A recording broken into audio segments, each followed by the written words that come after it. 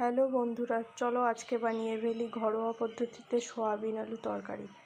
তো প্রথমেই দেখো আমি সয়াবিনগুলো গরম জলে ভিজিয়ে রেখেছি, তারপর খানিকক্ষণ রেখে দিতে হবে।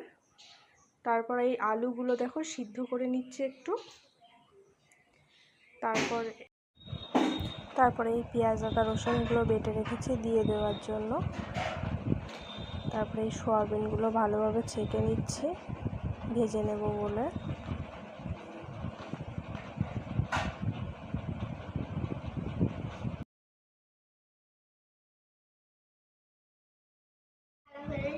সয়াবিনগুলো ভেজে নিচ্ছি।